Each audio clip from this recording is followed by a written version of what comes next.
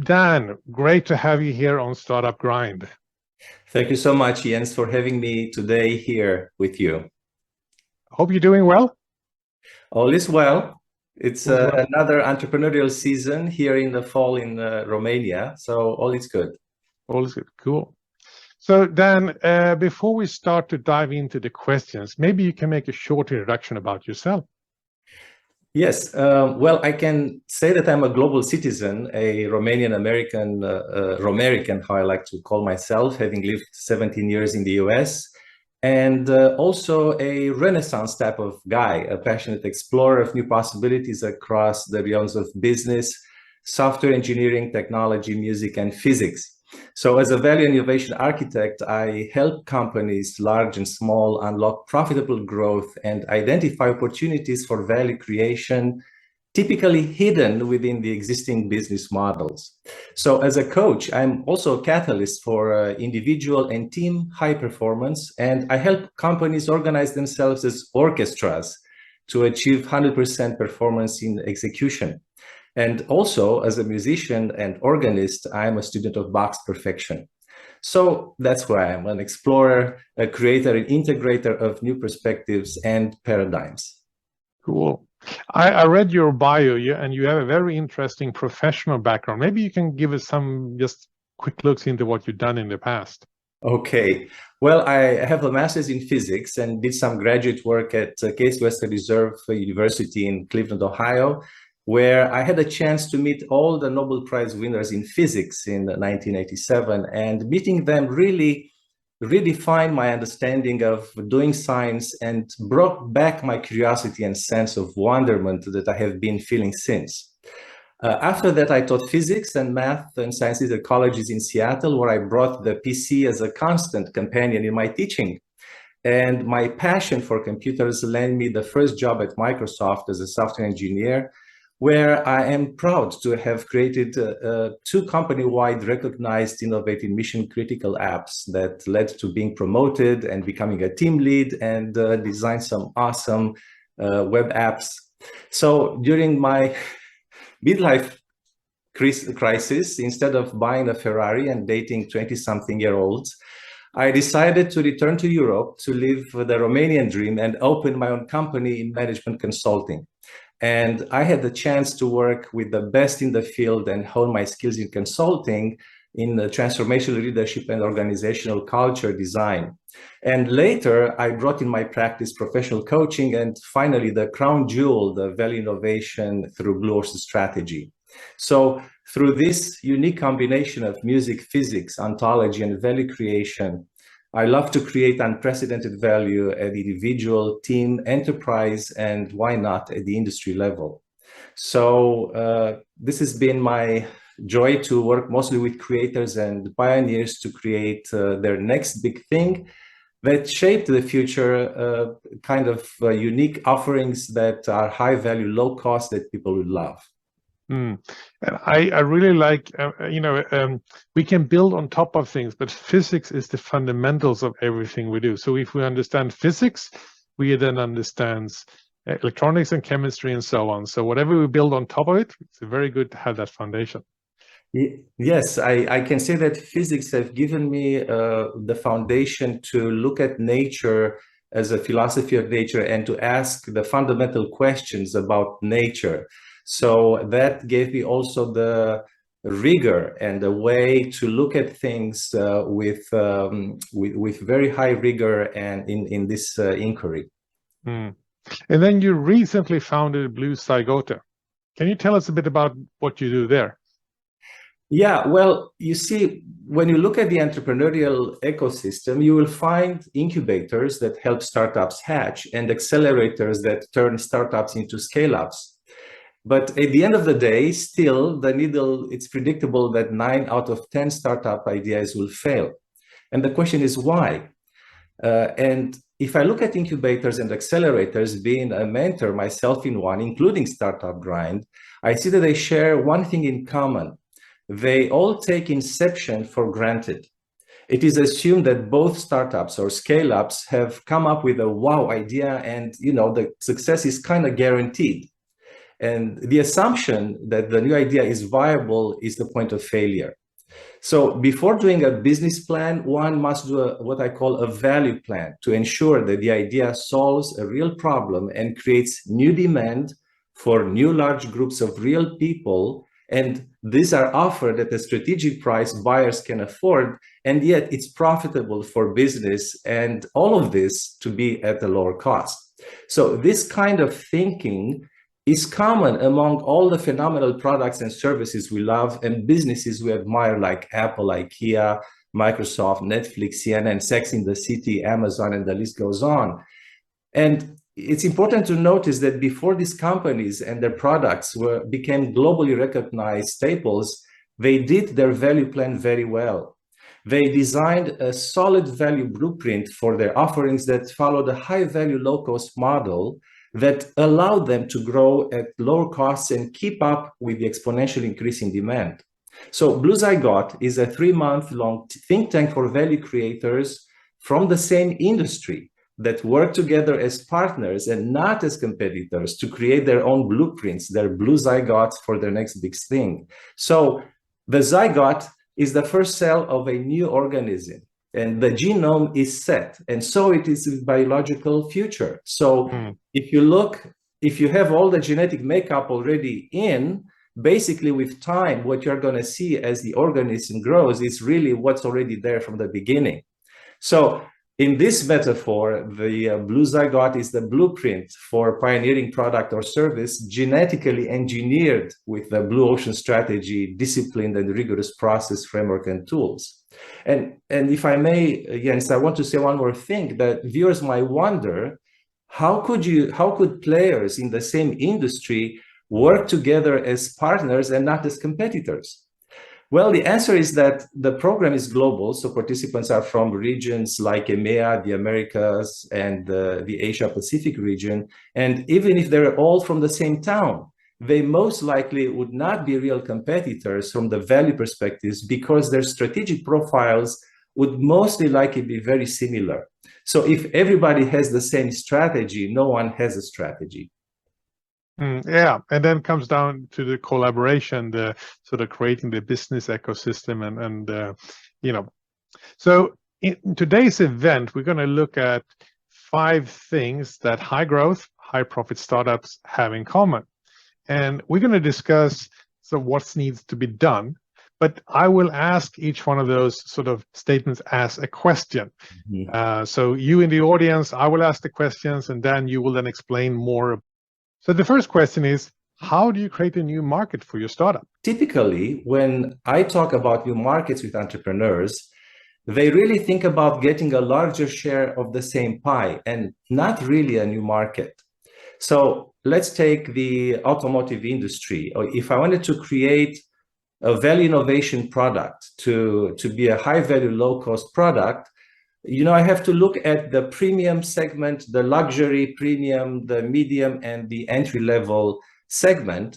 And generally, these casts, because they look like a cast, they have the same strategy. So the premium service try to preserve its premiumness.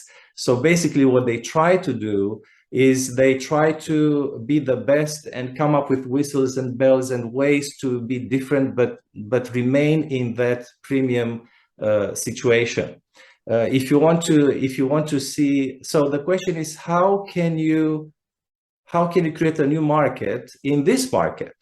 So if you look at Duster, what the Duster did, Duster is it's kind of like an SUV. It's a little bit more than a car and a bit less than an SUV. And the Duster, what it did is it actually looked at what's called the non-customers, the ones that would love to have SUVs but can't afford them. So what they did is they looked at this group and they saw what are the essentials, what makes for them the experience of an SUV. And they noticed that they don't care very much about the frills and bells of, having a Bang & Olufsen system or having the Cordoba leather inside or having, all the fancy schmancy stuff, but rather they just want a larger cabin and to be above the ground, so that they can actually look down at the cars that are in front of you, so they feel that they are above the rest of the cars. And if you look at that, really, these designers of the Duster car, they unlocked a new market for the folks who would love to have the experience of an SUV but can't afford. And so the SUV, the Duster SUV, is something that if you talk to the main contenders with BMWs and Mercedes and the Porsches and so on, they don't even consider Duster to be an SUV. But that's their thing. The point is that Duster has lines, wait lists all over the world, and it's growing at a phenomenal pace. And I will talk later about the profitability, which is absolutely stunning. So to really create a new market, you need to look at the so-called 3 types of non-customer groups: the soon-to-be, the existing customers who make compromises, for instance, in this case, unhappy with the car situation and with the car choices that they have. And then there are the ones who prefer the alternatives. Okay, so if you may want an SUV, but the alternative is to get a sedan or an entry level, a smaller car, or a premium car. So these are the guys that prefer alternatives, or even worse, who don't even love cars. So that's an anti-type of non-customer group. And then there are the unexplored, the ones that the industry doesn't care much about. It's on the fringes, they're far away from them, or the market doesn't care about the industry because there's such a big difference between them.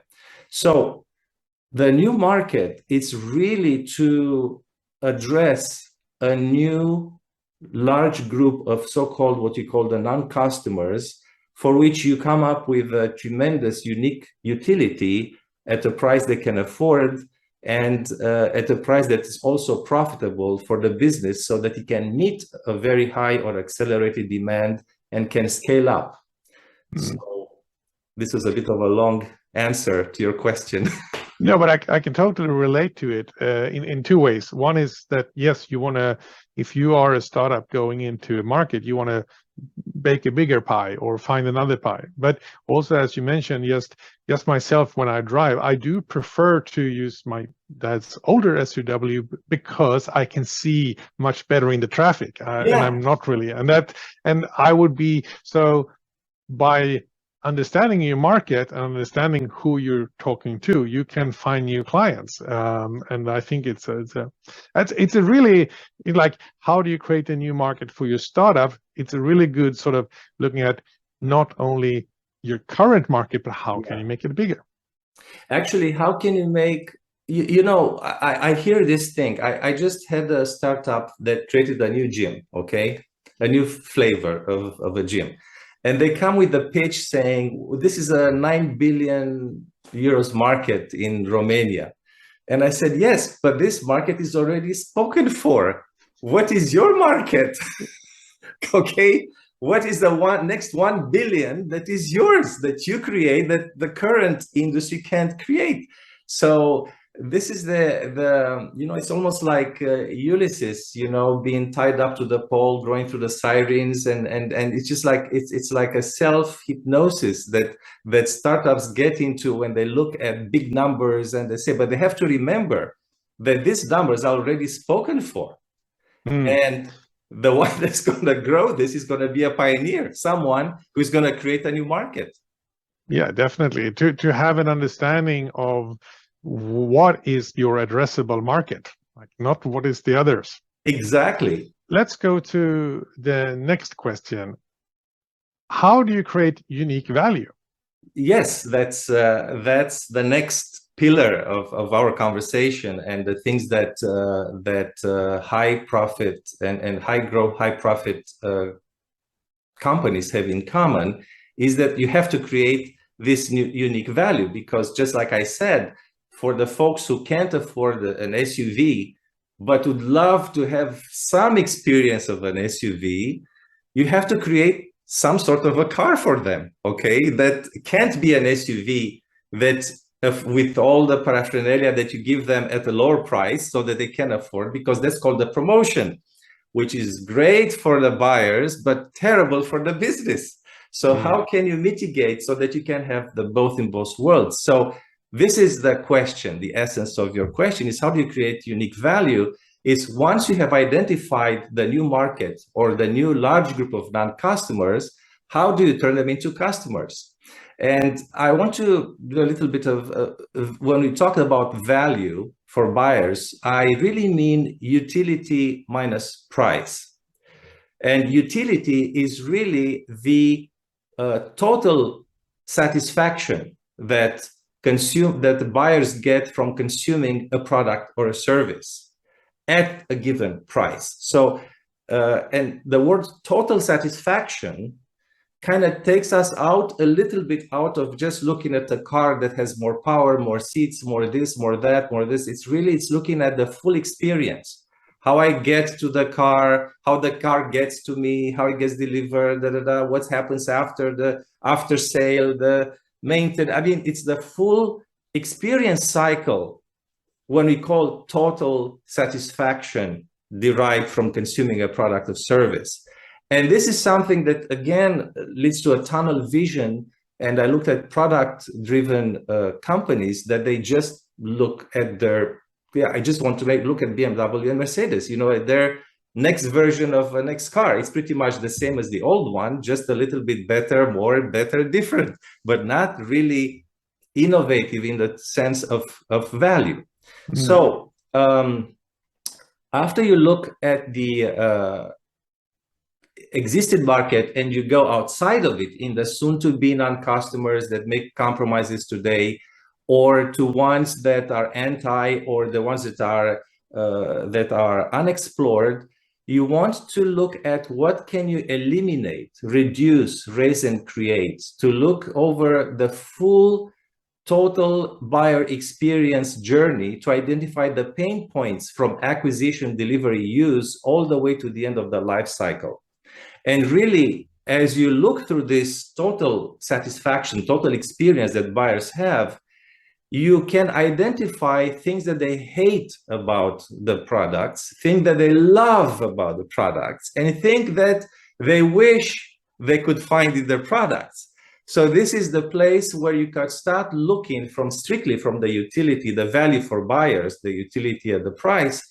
You look at what is that leaves buyers indifferent, and they don't care much about. These are candidates for things to be eliminated or reduced. What are the things that are overserved? Like in the case of the car, it's overserved to give me all the little lights and LEDs and things and put Swarovski somewhere and all of, really, these are things that they're overserved. They don't care to have immense luxury in the car. They just want a reliable car that feels good and that you can afford. So you want to look at what things you can eliminate and reduce that the industry takes for granted. And what are the utilities that are underserved that you want to overserve in the new utility? And what is to be created? What's missing that the market will react to, so that if you offer this, then it will be a no-brainer. It will be like the answer to everything. So I can't help but think of Apple. For me, it's an example of a serial innovator. These guys, it's just, and not just innovators in technology, because look at metaverse versus Facebook. Facebook had value and utility and grew to be a multi-billion user platform, but the metaverse is like everybody's scratching their heads. Would you pay $400,000 for a house in metaverse? I don't know. If I wouldn't, if you ask me. So there is this hypnosis, this state that comes into thinking that technological innovation is the same as value innovation, and it isn't. They have some areas they overlap, and ideally they should overlap the most, but value innovation usually requires an innovation in technology. And then there is a circle, it's a thing that feeds of its own. So to summarize this is you want to eliminate and reduce the pain points that customers with the current incumbents in the industry have. And you want to see what are they missing? What are the things that the market, and not just any market, the non-customer groups, okay? What are they, why are they staying away, keep away from the industry? What are the barriers and how can you eliminate those? And create new utilities being inspired by new value. So if you look at Duster again, is that they took some features from the SUVs, from the premium SUVs, like the space in the cabin and the height above the ground, and they actually didn't care about having the most powerful engine. It has the engine of a Logan, which is really a 100-cylinder, you know, but so it's really small. But it doesn't matter, because if you take it for the city and it has a 4x4, if you want to go some hills, something, you feel like being adventurous, you can manage with it. But the overall experience is that they kept the essence of what makes an SUV and eliminated the frills and bells that are unnecessary for this particular group of non-customers that are budget or money-conscious buyers. Yeah, and it's a really good summary of how you create unique value. But as you said, I mean, just giving a promotion doesn't mean that it actually creates value. And we see a lot of investors who go in and say, oh, we're going to basically buy our market share. Well, you know, eventually that money is going to run out, and then the value is not there. Yeah, the market is a very good, it's a very good test for value, because the market never lies. Okay. Yeah. So no good idea. So kind of, what did they say? No good idea survives the touching the market. Coming to the sort of the third point, how do you set the price? This is a brilliant question, and a tough one, because I'm going to go a little bit through how things get done by default. I'm going to call by default, like how things are done by everybody, you know. So there is so the question with the price is that the price has to be good for buyers and good for the business at the same time. So if the price is too high, that may impede adoption. And if it is too low, it will hurt the business. So the question is there a sweet spot for pricing that would actually satisfy both buyers and the business? And from the perspective of value innovation, the answer is yes. But let's take a look at the by default price setting. If you look, people generally look, if I look at the car, okay, if I use the Duster, the typical way to look at the value that the price that you would set on the Duster would be to say, how much does it cost me to produce the car? What are the total costs incurred with production, distribution, servicing, blah, blah, blah, the whole 9 yards. And then I add a margin, a little margin or a bigger margin. You know, if the industry has like 10% and I put 20%, I feel, wow, I am like, I did it, you know, I have this great strategic price. So everything that I said so far, it's really a cost-driven pricing, okay? So you set the price based on how much time, effort, money, resources, blah, blah, blah goes into a product. But then there is the utility-driven price setting that plays by different rules. So I'm still going to take the Duster for this, and I'm going to start from Duster's value proposition, is the experience of an SUV at the price of a car. So what was Duster facing when trying to think what price to put on this thing that it's in between? It's not an SUV, but it's some sort of an SUV, and it's more than a car. It's less than an SUV, and it's more than a car. So how do you price it? So you have the price. The by default approach would be to put something in between. You know, you look at the price of the SUVs and you take the median price for that, and you look at the cars. Which cars? Probably the medium size, not the tiny ones, not the entry level, but the medium size cars. And if you look at the size of the market, it's clear that the mid-size cars have a much larger number of cars, and the market is much larger than the SUVs because they're premium products, and fewer people have access to it, and so on. So what Duster did to offer the experience of an SUV at the price of a car, they took this price that is the median car, which was around 18,000 euros, somewhere there. And then they designed the whole product saying, well, is this strategic price for the market? Because imagine that at this price, the Duster is no match for the medium-sized cars, because the utility that it's offering at the same price is far higher than what a mid-sized car can offer, because no matter what you put in that mid-sized car, you can't make it larger and you can't make it higher above the ground. I mean, which are the essentials of what an SUV, worth its name is. So basically, the strategy here is value-based, utility-based pricing, is that you either keep the price at the market for the segment that you are competing with and want to make it relevant, and you offer an exceptional value that they cannot offer. Because you see, if the medium-sized cars want to copy Duster, they'll have to change their production completely. They have to change their business model. I mean, everything has to change. And they're not going to do that. Because why? Because Duster already did it. So it's silly to to go after market that Duster is already the king of the market in this area. So, but then you can also set a pricing that it could be twice that of the market, let's say.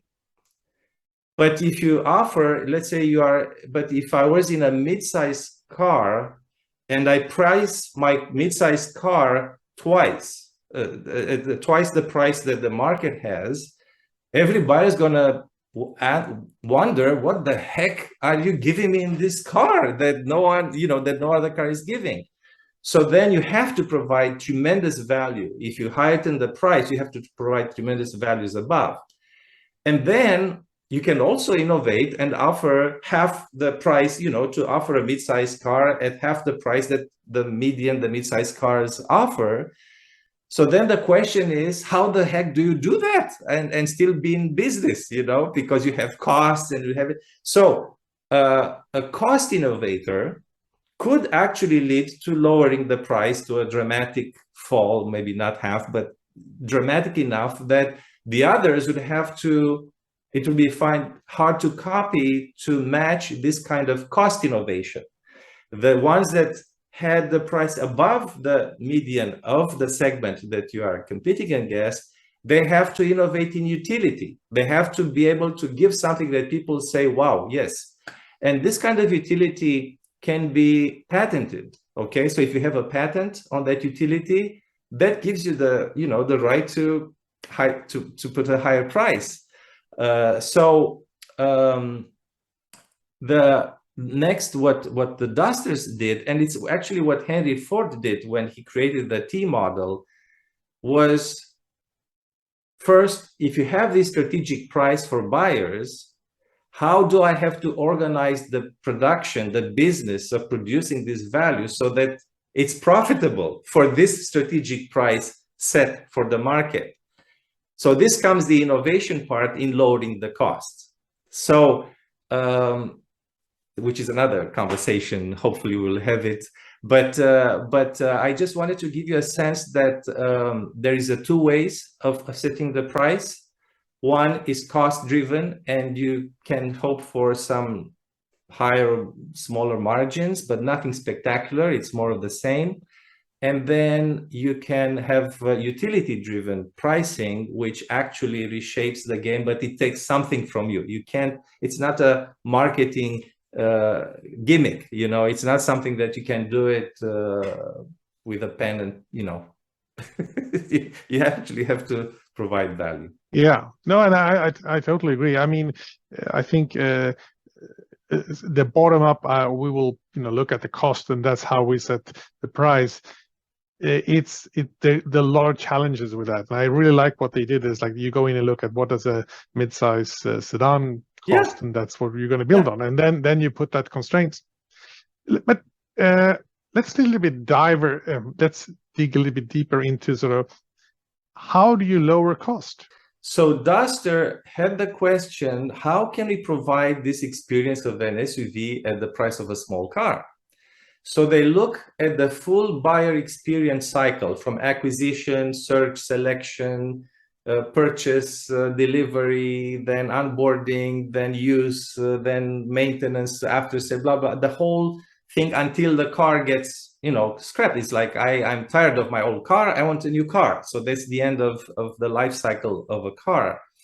So they looked around the whole spectrum from acquisition till the end of life of a car.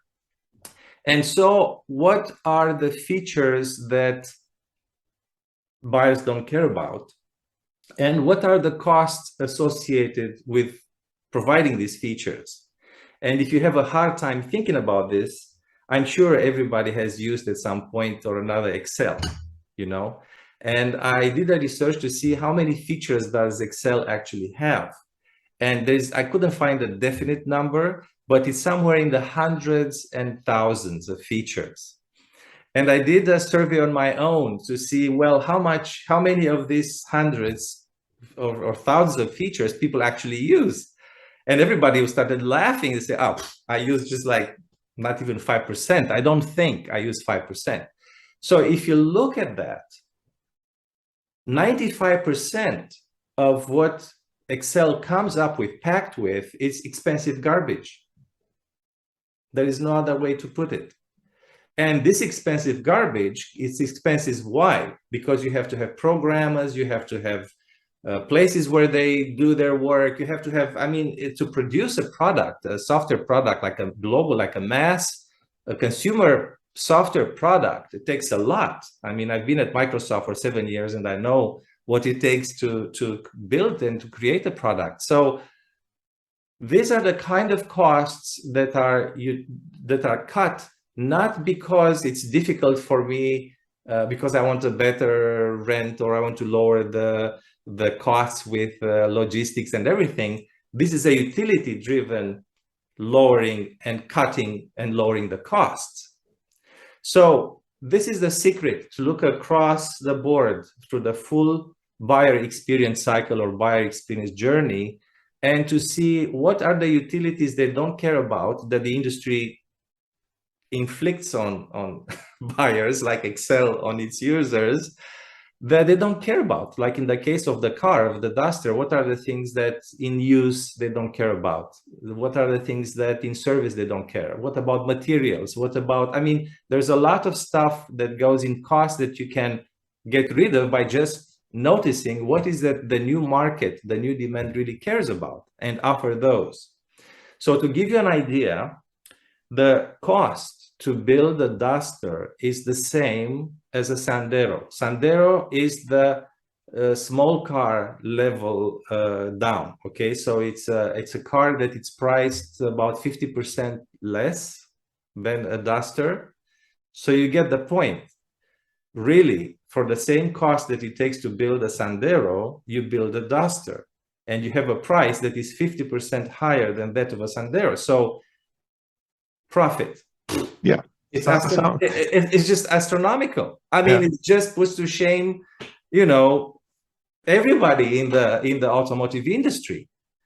But they could do this because they organized first the market, the new market, then the strategic price for buyers, the key utility they care about, and then the cost, to lower the cost to offer just this utility they really care about. So that's how you lower the cost.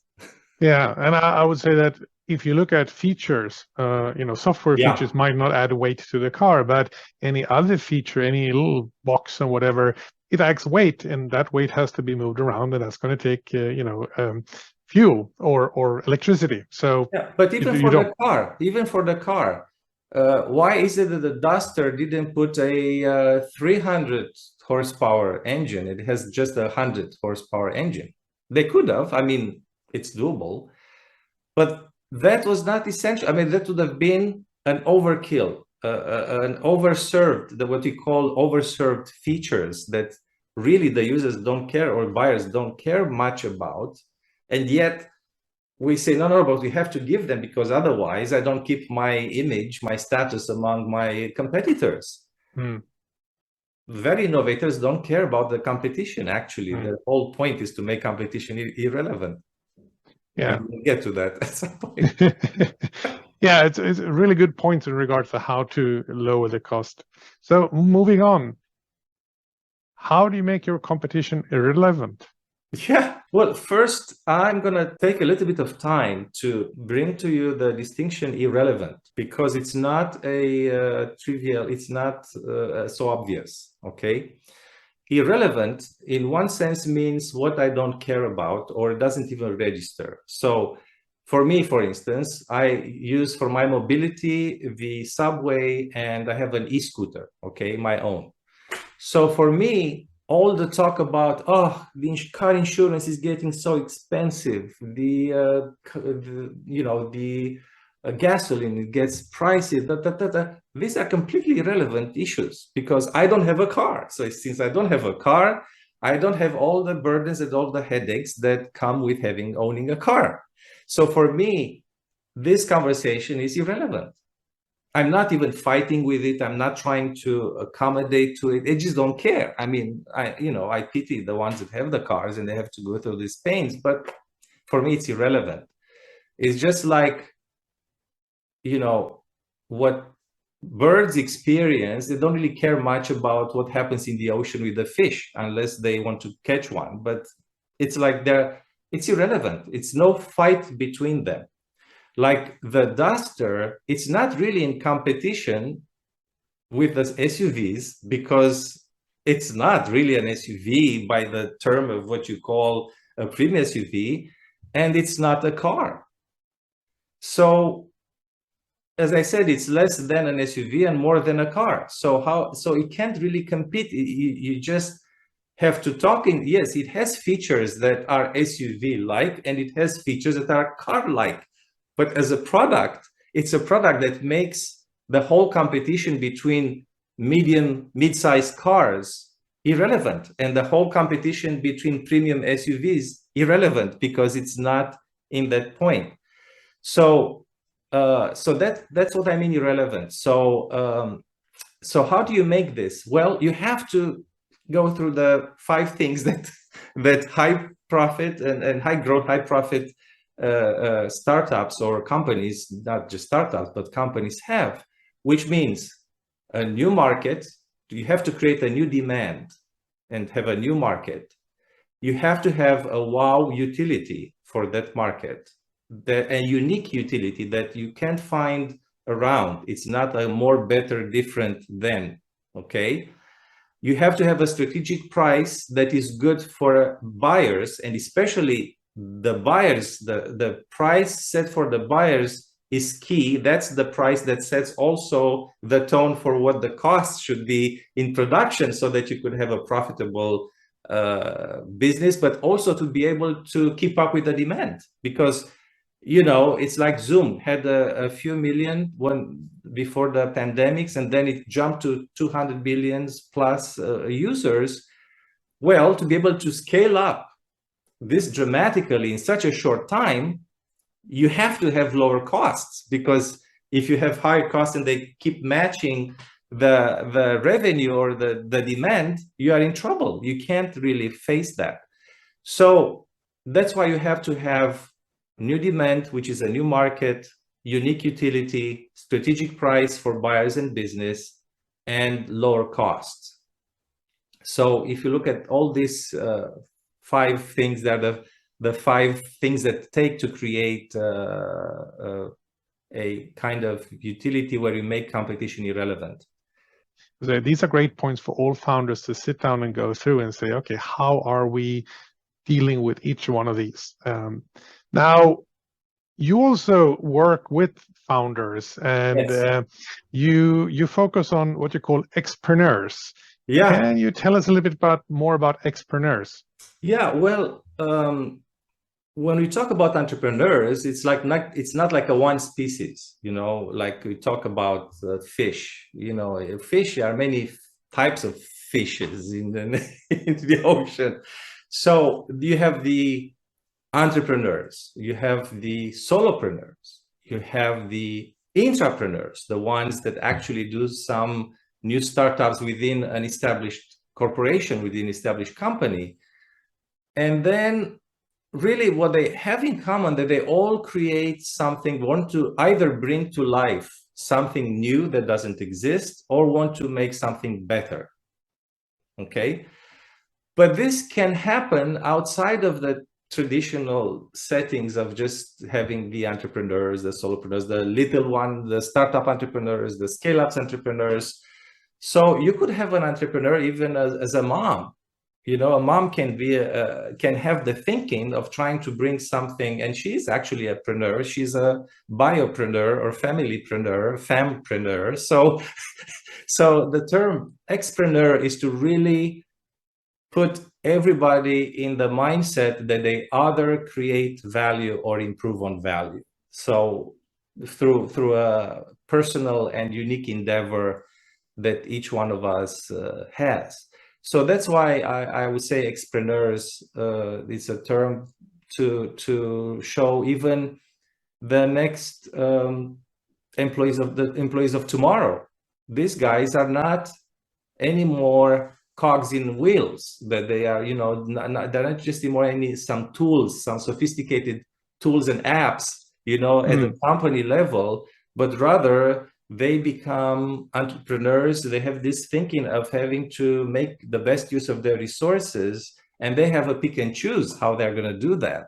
So it's no longer the big companies making the game, you know, it's the smaller guys that now are becoming freelancers. It's still an entrepreneur, even though it's funny because I belong to a large business association, and freelancers are not even seen as entrepreneurs. And I say, okay, well, do you pay, is this a social security for freelancers, some sort of social security for freelancers, that they get money for just breathing and you know, not producing value, whatever, however.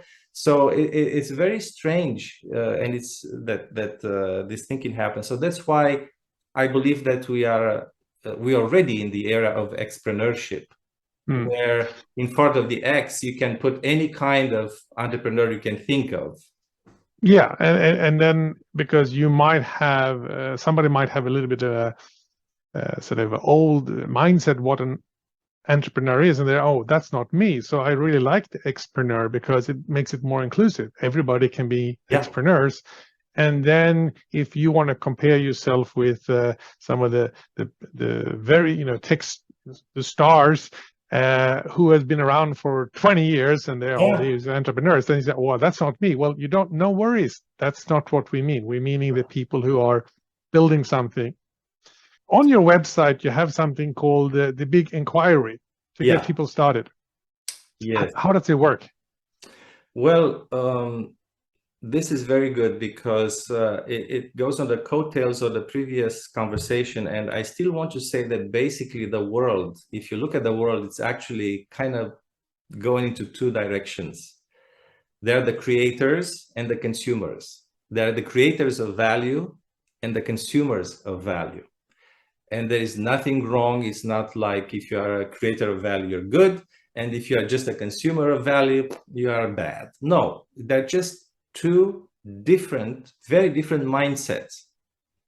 So the big inquiry is for creators of value. It's not for consumers of value. It's not for the ones that expect the answer. Give me the recipe. Give me the how to in 5 steps, how to be, you know, double my profit and my revenue in 3 steps. Give me, no. It doesn't work like that. You have to design to go through a big inquiry, this process that has quite a few stages in it, but really has 4 main exploration startings. The first one is to really understand where you are in the game. What's your game? And what's your game and what's the industry game? What is the game that everybody else is playing? So understand where you are. Why? Because if you want to change the game or to make it better or to create a whole new game to redefine it, you just need to know the game it's actually played. And believe it or not, people don't know, entrepreneurs don't know how to really assess their competition from the value perspective. They just say, no, I'm differentiated in this. I just give leather seats. So that's why I'm unique. I'm different. No, I mean, from the utility perspective, you are just an improvement. It's not unique. Duster is unique as utility. It's not a bigger sedan and it's not a smaller SUV. You know, it's a unique value. To create this kind of unique value, you have to understand what are the things that cars are fighting over their market to gain buyers, to gain customers. And value creation and blue ocean strategy, which was designed by professors Kim and Moborn from INSEAD, has a beautiful visual way of assessing the game at the level of industry that fits into one simple slide, one slide with two curves on it. So it's very enlightening to see how much do you actually differentiate overall, not just in one or two key factors. So that's the first part of it. The next part is explore where you could be. So it's the question, what could be some new markets? Where could be some new demand that we can create to get out of the so-called red ocean or the by defaultness that is there in the markets that everybody is fighting for. So by doing that, you look at the non-customer groups, and then you look at the buyer experience journey, or we call it buyer experience cycle, where you actually identify and map out all the pain points, what customers love, hate, and dream of that currently is not offered. And then you look at the non-customer groups to see why they prefer the alternatives. Okay, so if I go to the SUV market and create a new SUV, I go to the smaller cars market, to the non-customers in the smaller cars, and ask them, what do you love about your car, about owning a small car? And then comes the question, why not an SUV? So from the first question, I get what they love about cars. And from the second, I find what are the things that keep them away or push them away. So there is 6 paths. I'm not going to get into the detail of each path. But in the case of the Duster, it's an example where Duster created value across strategic groups. Okay, from the SUV kind group, strategic group, which they have their own strategy and is very common strategy, to that of a mid cars for cars. So if we look at the curve, it's something that goes in between the two levels. So this is being called building value across strategic groups. So that kind of thinking happens in the third stage, after you went onto the field and you were there with the non-customers and you see how they live, how they breathe, what they appreciate, what they hate about the current situation, and the existing customers that are making compromises, that are the soon-to-be non-customers. You get a very good picture about the chronic, and here's the key word, is chronic pains and chronic joys and crossing missings, you know, chronic dreams that are not there. So then you go into the third stage of value innovation, when you actually, with all the information that you gathered, you go through the 6 paths and you try to look, what can you eliminate, reduce, raise, create, following each path, so that you can create a new zygote, you know, a new candidate for a utility, for an offering that is a value innovation type of offering. And then at the end, after you have these 3 candidates, you actually you create what's called a visual strategy fair. So you bring together customers and non-customers to what looks like a fair, that you would go to a fair, and they can see the 3 candidates, and there is a way to present that in very few slides. So it's really like pitching. It can be down to 4 things that you actually are pitching with. So then you get, by asking the public what they choose. You know, they choose one of the three candidates, and let's say they choose the second one. The question is, who voted for that? Why did you vote for that? And then the ones who didn't vote, who are non-customers for that number two, why didn't you vote for this? So you get some amazing insights to fine-tune your offerings. And from this exercise, going through each of the three candidates, you get a picture of what needs to be tweaked so that you can have, then you can get ready to go into a prototyping and then deal with the prototype and so on. So the big inquiry is getting from the beginning, from the starting point where you get what the game of the industry is, all the way to the shift that the value innovation that you actually have the blueprint for that in the form of a diagram that is eliminate, reduce, raise, create, where you put the essence, like in the duster. The duster, what did it eliminate? It reduced the power size, the engine size. It eliminated all the frills, expensive, like Bang & Olufsen, the super sound systems that are super, you know, or some other things. And they enlarged the room inside and the height and above the ground, and they created the duster as a unique value between a cross between the two worlds. So that is what the big inquiry is about. And all of this you put together in sort of a playbook for xPreneurs. Yes, the playbook for them is to actually go through this big inquiry and to have the mindset based on the 5 characteristics that we talked about. How to create new demand, how to create value to tap into the new demand, what is the strategic price for buyers and for business, and then how do you lower the costs in a way that it will work so that you can offer that high utility. So the playbook here is that it's value driven, and utility value for buyers is utility minus price, but there is also value for business, which is price minus cost. So if the higher the gap between price and the cost, the better is for the business, and the higher the gap between the utility they get for the price is the better value for buyers. And earlier, yeah, no, so, and if somebody wants to sort of have access to the playbook, of course, they can reach out to you. Yeah.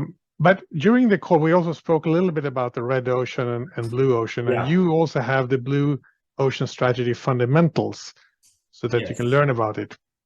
So what's called in red ocean is the world where competitors are in the same market and they fight for every inch of the market, like the SUV markets, you know, Mercedes and BMWs and Porsches, they fight with each other to capture as much demand as they can from the existing market of the people who have disposable income or large disposable income that prefer what? Image. If they go for image, then they go with all kinds of things. If they prefer function, they go with all kinds of things. So basically, here they can create. They get this value from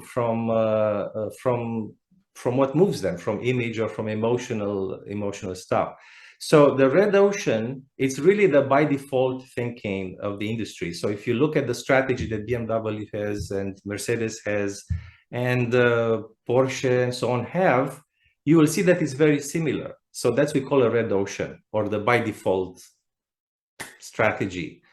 Blue ocean strategy is how to create value to leave the red ocean behind, how to step outside, make a leap. It's a leap. It's not a, it's not a continuation. More of red eventually turns blue. No, more of red just get more bloody red. You go down, not up.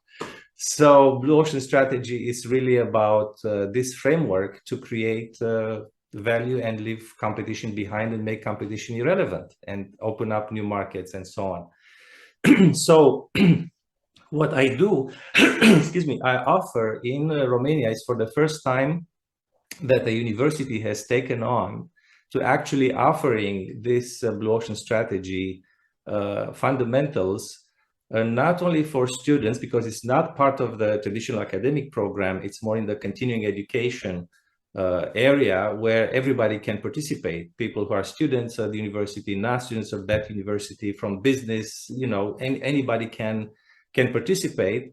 But I felt that it is this way, like putting a stake in the ground, that here it is. This is a place where you can actually get the fundamentals of the mindset that value creators have. That, you know, as I said, they have 3 times more chances not to be, as a matter of fact, only 10% or 12% of the total creators in an industry are actual value creators. The rest are value improvers or red ocean. And if you're, I mean, this is on site in Romania. If you're not in Romania, how do you reach it's out? an online. This is this Blue Ocean Fundamentals is in English. Yeah. And it's offered online for anyone around the world.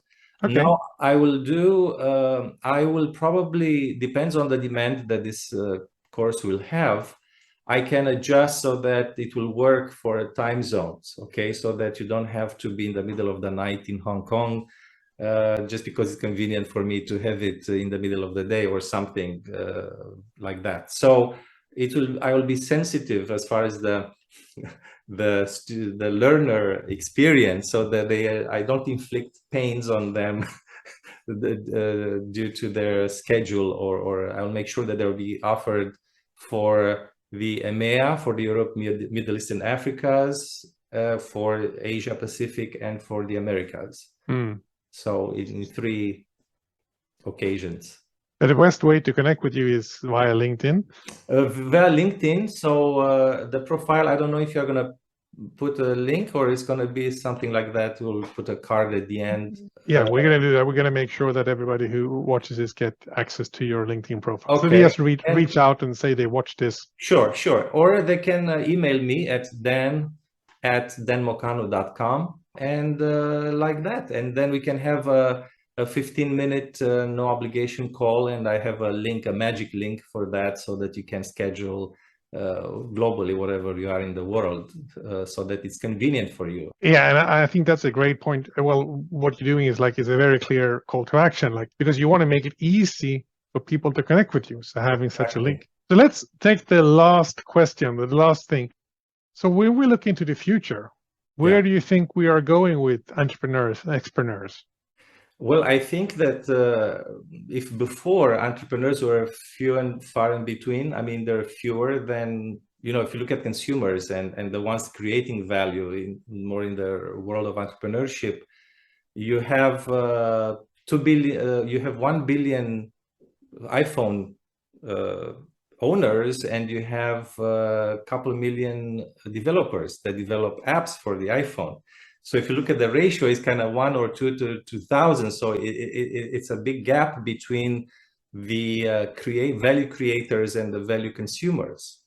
And in the future, I think that the future shifts toward xpreneurship. It's like everybody will become an entrepreneur. So the whole thing about having kind of a social service like the corporation to become the place where you get, you retire from, and you have your pension fund, and all of that it's already gone. I mean, it's not happening. So the future of entrepreneurship is that if things persist the way they have been, the numbers, the 90% failures and 10%, I mean, 90% in the red ocean and then 10% in the blue ocean, probably is not going to shift, because it's a mindset shift that doesn't have to do with time. And more so, and this is a bit of a crude example, if I was doing, let's say, pencils, and I failed, okay, the company didn't do well, then I move into a sexier field called women's bikinis, okay? It's very sexy, very interesting, very entertainment, but you don't realize that you go from one red ocean into another red ocean.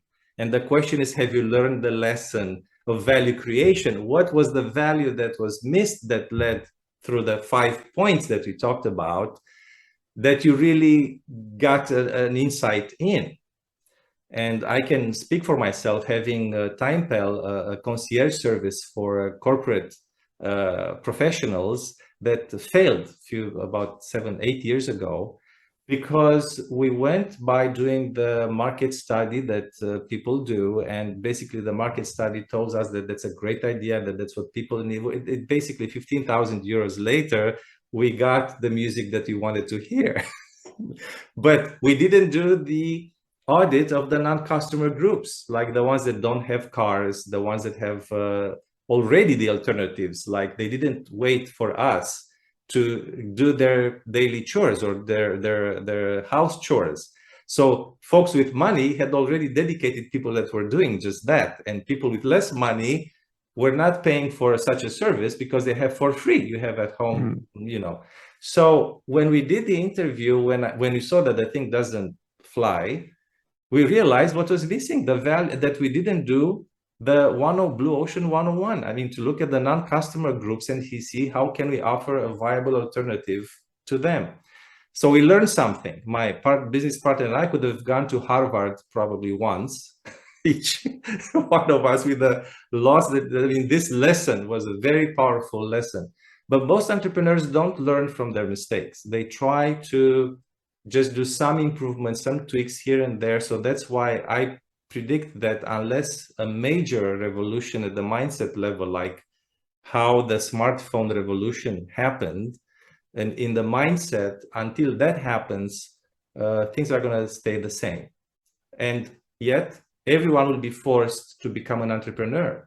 And when you become an xPreneur, okay, so if you are a freelancer, if I show you all the system that I use to be able to do my business at the level and how I like it to do, you think it's a corporation.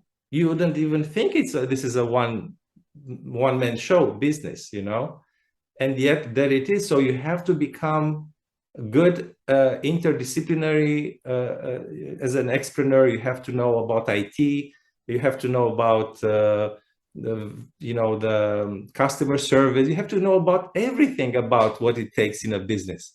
So that's why folks who had very high paid jobs and high status jobs in corporations, and they go into freelancing, they forget, they don't realize how much of their ways of doing things were taken for granted, like the marketing campaigns, the organization, the name, the website, I mean, all of these things.